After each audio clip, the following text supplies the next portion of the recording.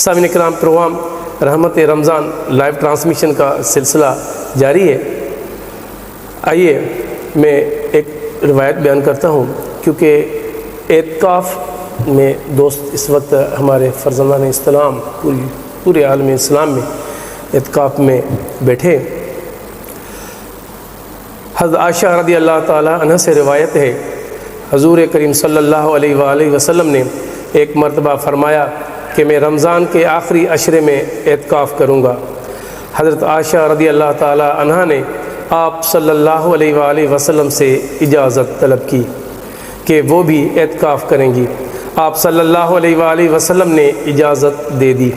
حضرت حفصہ رضی اللہ تعالی عنہ نے حضرت عائشہ رضی اللہ تعالی عنہ سے کہا مجھے بھی اجازت دلوا دو۔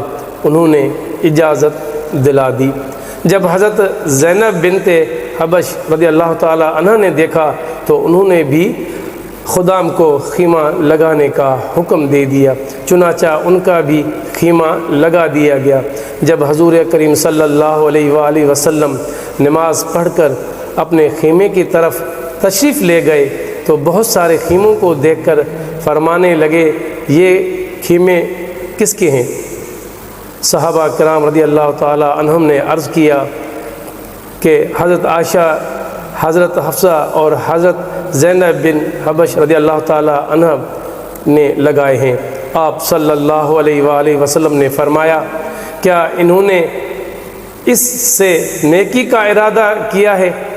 اب میں اعتکاف نہیں کرتا۔ چنانچہ آپ صلی اللہ علیہ وآلہ وسلم اعتکاف سے باہر تشریف لے گئے۔ جب آپ صلی اللہ علیہ وآلہ وسلم عید الفطر گزار چکے تو شوال کے مہینے میں 10 دن اعتکاف کیا۔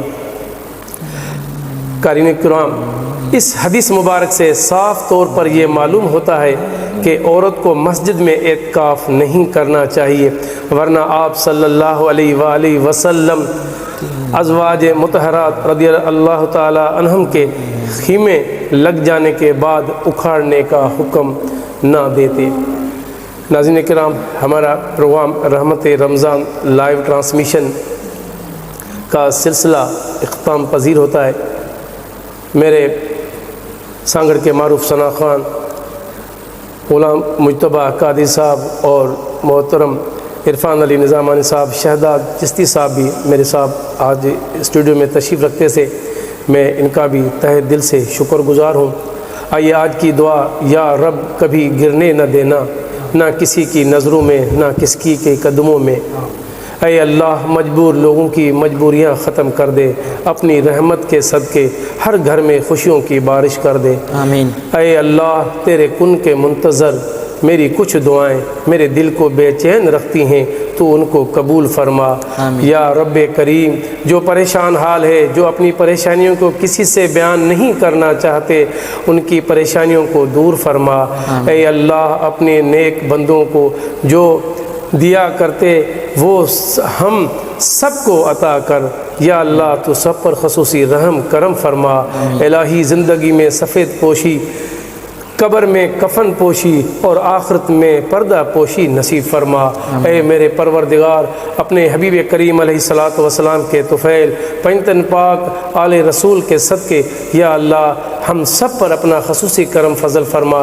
میری ٹرانسمیشن یا اللہ، جو بھی میرے دوست احباب دیکھ رہے ہیں، میری مائیں، میری بہنیں، جہاں جہاں تک یہ ٹرانسمیشن جا رہی ہے، یا اللہ ان کی دلوں میں جو جائز مرادیں ہیں میرے اللہ تو ان کی پوری فرما۔